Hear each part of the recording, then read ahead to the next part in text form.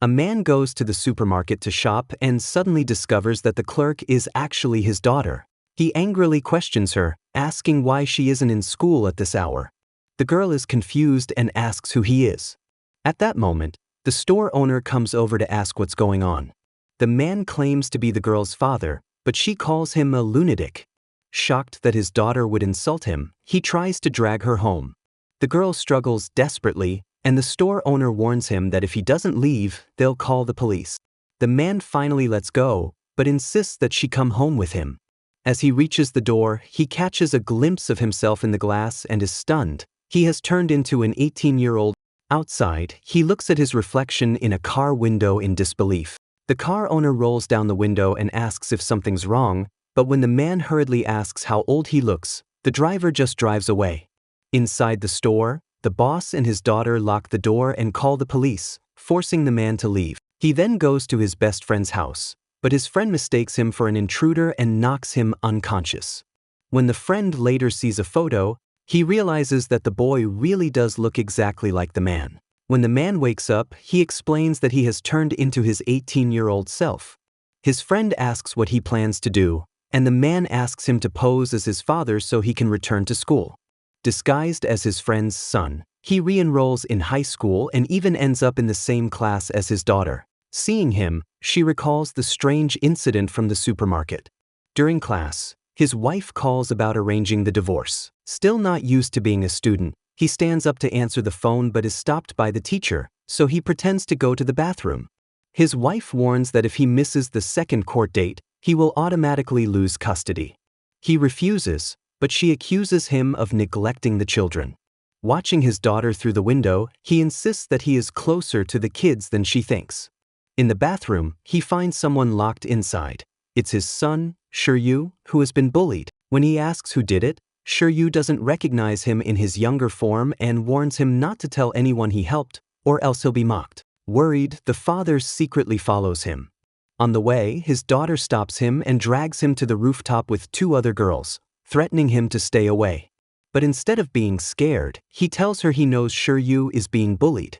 She thinks he's pretending to be her father and storms off, calling him a creep. The man is shaken, wondering what happened to his once obedient daughter. Later, his daughter finds out about the bullying and plans to confront the bullies, but the father gets there first. He demands to know why his son didn't speak up, but Shiryu insists it would be too humiliating. Just then, the bullies arrive, taunt Shiryu, and even throw a basketball at his head before swaggering off. Enraged, the father steps in, grabs the ball when they throw it at him, and scares them with a feint. The bully is humiliated and tries to attack, but a teacher shows up and stops him. Afterward, the father grows even more frustrated. His son is being bullied, but he can't just beat the bullies as he wants. Sulking in a corner, he's about to smoke when he spots his daughter smoking too. Furious, he scolds her for being so young and reckless, but she tells him to mind his own business. Just then, she sees someone and runs off. A teacher suddenly appears and slaps him on the head. To his shock, it's his former high school classmate, now a teacher, who feels he looks familiar but can't place him. The teacher demands to know who else was smoking, so the man rats out his daughter and tells the teacher to discipline her well. Watching his daughter get hit makes his heart ache, and he protests that she could be taught with words instead. The teacher agrees and decides to call her parent. When his wife arrives, he quickly turns his head to avoid being recognized. The teacher asks his daughter where she got the cigarettes, and she admits she stole them from her mom.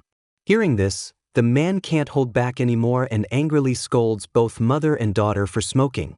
At that moment, his wife sees him and is filled with disbelief. She slowly walks toward him, forcing him into a corner.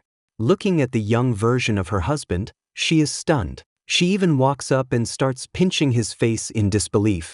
The teacher quickly stops her, warning that such behavior isn't appropriate at school. Doo-jin then tells her daughter that this boy looks exactly the same as her father when he was young. Because the man wants to keep his new life a secret, he takes on the name Go Yu-young. His friend steps in, claiming that Yu-young is his son. The woman is left confused. Why does Doo-jin's son look exactly like her ex-husband in his youth?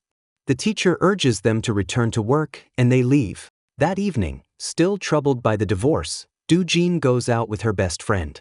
They happen to run into an old high school classmate, a man who had secretly loved her for years. At the end of the night, he eagerly offers to drive her home. Before she can refuse, he happily rushes off to fetch his car.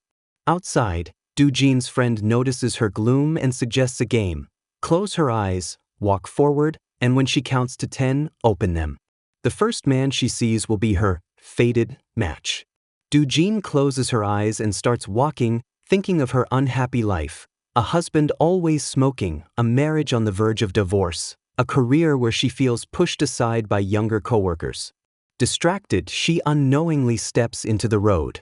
Just as a car is about to hit her, a hand pulls her back. She opens her eyes. It's De-young. The scene feels eerily familiar.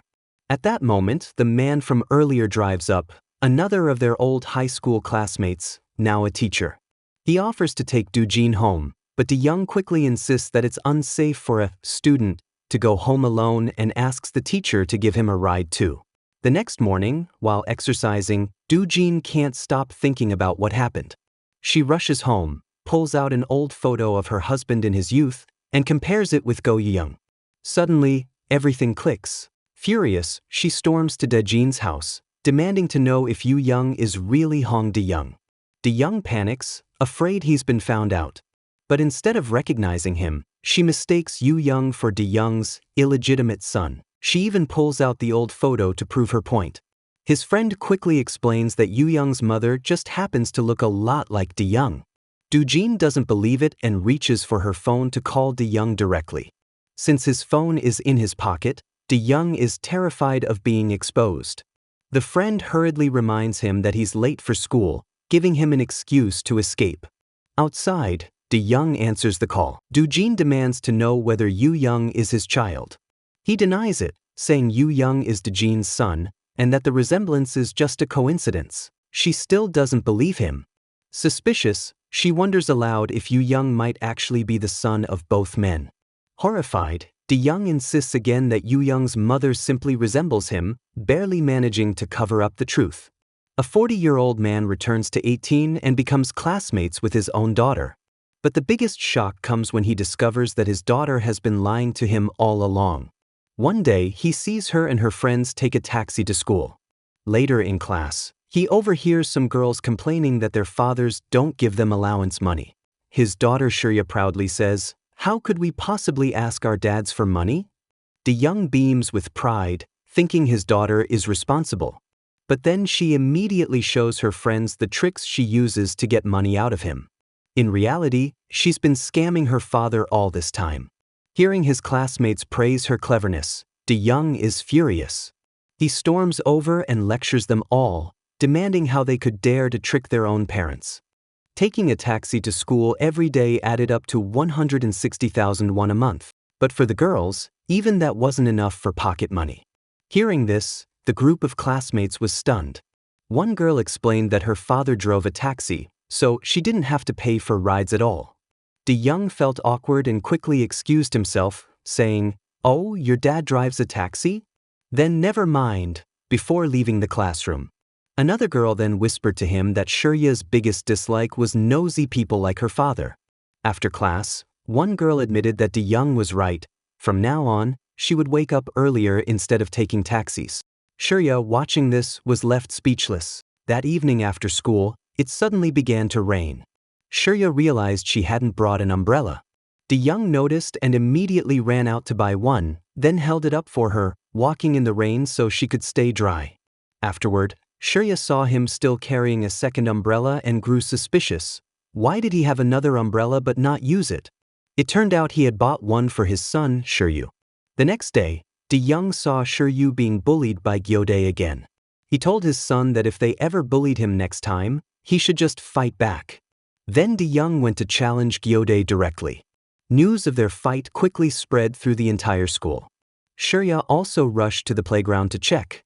The two sides agreed to settle things with a basketball match. If De-young's team won, Gyode would stop bullying Shuryu. If Gyode won, De-young would take a beating. What Gyode didn't know was that De-young had been an excellent basketball player in his youth. Sure enough, De-young's side won easily, and Shuryu regained his confidence. Gyode left humiliated. But afterward, Gyode took out his anger on Shurya instead. De-young, furious, was about to step in when someone else struck first, Seo Jiho, a boy who had always liked Shurya. He punched Gyode to the ground. When Gyode tried to fight back, Jiho kicked him away, and the two started brawling. Jiho was knocked down with a punch, and Gyode stomped on him, grabbing a stick to continue the attack. De-young caught it in time, stopping him. No matter how Gyode struggled, he couldn't break free. Jiho then got up and slammed Gyode to the ground. Just then, the teachers arrived to break it up, dragging the boys to the office for a lecture. Afterward, in the hallway, Shurya confronted Gyode herself and punched him in the stomach, warning him never to bully her brother again. Meanwhile, Doojin was attending an interview. During a live test, someone spilled water all over her, shocking everyone present. But she laughed it off, saying that in such hot weather, being wet felt refreshing, cleverly dissolving the awkwardness. It turned out that Doojin had been a school announcer in high school and had always dreamed of becoming a TV news anchor. On this day, she finally passed the interview. Overjoyed, she hugged her best friend tightly. Elsewhere, De-young also heard the good news and started dancing happily in the school corridor, drawing laughter from passing students. When his son happened to walk by, he quickly hid his face behind a book, pretending not to know him. But De-young insisted on treating him to a meal, leaving him baffled. He still had no idea that this classmate was really her father, who had returned to being 18. Doojin then came by to share her success. She and her son hugged in celebration, only for De-young to suddenly jump in and hug them too, leaving the women stunned. Annoyed, Doojin pushed him away, wondering who this bold boy was. But De-young shamelessly clung to them, refusing to back off. Later at work, the executives, upon learning Doojin was a single mother, deliberately moved her down to 4th place in ranking and gave her top slot to a younger, prettier newcomer. Unaware of this, Doojin happily watched as her colleagues received their own programs, secretly wishing for her chance. Then, the team leaders suddenly called her name, making her think her big break had finally arrived. De-young's team leader didn't actually give him a program. Instead, he was only asked to deliver coffee. But when a baseball game ended and the scheduled anchor couldn't make it in time, De-young was asked to fill in. She quickly changed clothes and rushed to the venue, only for the director to tell her there was no prepared script. She was warned that this interview was extremely important. During the live broadcast, the players wanted to celebrate by splashing water on their captain. A heavy-set player carried the bucket over but stumbled, accidentally dumping the water all over Doojin instead. This scene was seen by her son watching on TV. Fortunately, Doojin handled it smoothly, turning the accident into a clever moment. The clip went viral online, earning her praise from viewers. But soon, scandal broke out.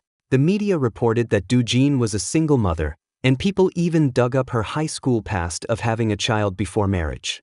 Her daughter Shurya became a target of gossip among classmates.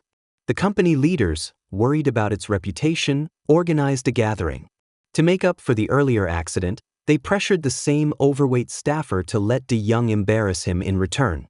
Outwardly, they pretended to comfort her, but in truth, they wanted to push her out of the company through controversy. Not wanting the man to lose face, De-young once again resolved the situation skillfully. Later, the executives suggested another feature interview. The person who had been ranked first in the auditions was in fact the 4th place contestant, but management had manipulated the results to promote her for image reasons. However, the baseball star being interviewed requested De-young personally. The bosses wanted the young, pretty girl to do it, but in the end, they had no choice but to give in to the athlete's request. Meanwhile, after his fight with Gyode, Seo Jiho showed up at the convenience store where Shurya worked. She bandaged his wounds, and later, he tried to buy her food when he learned she hadn't eaten. Just then, De-young arrived carrying heavy supplies for his daughter. Seeing how much she struggled every day, his heart ached. He bought her a boxed meal, and when she asked if it was for takeout, he smiled and said, "It's for you. Don't forget to eat, even when you're busy." Jiho, watching from the side, misunderstood and thought De-young also liked Shurya. During PE class, Shurya suddenly fainted. Panicked, De-young carried her on his back to the hospital, with the gym teacher following close behind. At the same time, Doo-jin had just finished her interview assignment. When she heard her daughter was sick, she rushed to the hospital too. Fortunately, the doctor said Shurya wasn't seriously ill. Looking at her unconscious daughter, Doo-jin was reminded of the past. When Shurya was little and injured, he had once carried her to the hospital in tears. Stroking his daughter's head in guilt and sorrow, he was startled when Shurya suddenly woke, pushed his hand away, and demanded, "What are you doing?" He didn't realize the person in front of her was actually her father in disguise. When De-young explained that she had fainted and he had carried her to the hospital, Shurya finally remembered. His smile left her utterly confused. Later, De-jin received a call from De-young and overheard the homeroom teacher's voice in the background. He used the excuse to meet the teacher. Soon, Shurya's mother also arrived at the hospital. Seeing her daughter safe, she finally relaxed. When she learned it was De-young who had brought Shurya, she gratefully told De-jin, "Your son was raised well." Hearing this, De-young nearly spat out his drink, while De-jin froze in embarrassment, especially when the teacher he secretly liked was watching. Mortified, he rushed out of the hospital. Before leaving, Doo-jin went to the front desk to settle the medical bill, only to find it had already been paid. A message revealed it was the PE teacher who had covered it. Later, Doo-jin picked up De-young's resignation letter and called him. De-young lied, saying he was away on a business trip. What he didn't know was that his resignation had already been delivered to his workplace. Furious, Doo-jin scolded him, "Why is it that when our daughter is sick, you don't care at all? Why are you never there when we need you? We don't need you anymore." She hung up angrily. De-young was upset too. Soon after, he overheard Shurya complaining to her friends about their father. "We don't need him either. Our family doesn't even have a father anymore." Hearing his daughters say that their family didn't need him anymore, De-young left heartbroken. He had always been there for them, yet he was constantly misunderstood. The next day was the final deadline for De-young and Doo-jin's divorce. But De-young still hadn't appeared. Just as the judge was about to make it official, the 40-year-old father, now in his 18-year-old body, rushed in. Was he finally going to reveal his true identity? When Doo-jin saw him, she still thought he was Deok-jin's son. De-young took out a letter, claiming it was from the real De-young, and asked her to deliver it. The letter stated that custody of the children would be fully entrusted to her. Meanwhile, life at high school carried on. De-young's old romantic rival was now the PE teacher. One day, a girl asked the teacher to talk about his first love. The class burst into excitement, but De-young sat frozen. He knew the teacher's first love was his own wife.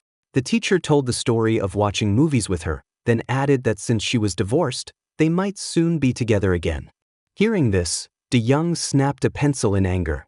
After school, he overheard his daughter Shurya saying, "Mom's first love wasn't Dad." He was stunned. Shurya jumped in fright when she realized he had overheard her.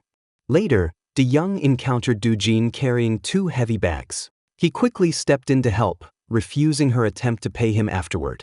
As he walked away, he considered finally telling her who he really was and ran back, only to see the PE teacher hugging her. He thought she was having an affair.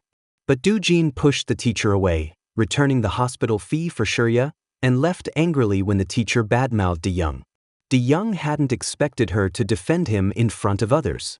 The next day, at work, the girl who had replaced Doo-jin as the #1 anchor faced being fired due to poor performance. To protect herself, she pretended to be friendly, taking selfies with Doo-jin, but then turned around and posted online about Doo-jin's divorce, attaching the photos. Leadership quickly caught wind. The girl pretended it was an accident, but everyone knew it was intentional. Meanwhile, Shurya nearly arrived late to school. Ji-ho deliberately crouched at the gate, tying his shoes to delay the teacher from closing the entrance, allowing Shurya to sneak in. He then handed the teacher a small gift, a box of chocolates, to thank him for his help. The teacher smiled warmly. But during recess, gossip about Doo-jin's divorce spread to the school. Classmates showed Shurya the photos. De-young, weighed down by the divorce, stopped attending school for a while. The homeroom teacher came to ask about him and found him holding a can of beer. Disappointed, the teacher frowned. Just then, Deok-jin arrived, and the teacher scolded him, "How can you let your son drink?" The teacher pulled Deokjin aside, asking why De Young had stopped coming to class. Flustered, Deokjin blurted, "Because he's getting divorced." The teacher froze in shock. Trying to correct himself, Deokjin stammered, "Not him, not me either," but failed to explain. The frustrated teacher stormed off. The next day, on his way to school, De Young overheard classmates gossiping about Shurya's mom's divorce. He grew anxious when he saw the school bully following his daughter. But instead of trouble, the bully helped pick up spilled trash and told Shurya, "Every family has its problems. My parents are divorced too. Don't be discouraged." That night, Shurya cried alone, unaware the bully had seen everything. Later, when the discipline teacher demanded to know who made the mess, the bully took the blame and even cleaned it up for her. De Young, secretly watching, was surprised, and his impression of the bully began to change.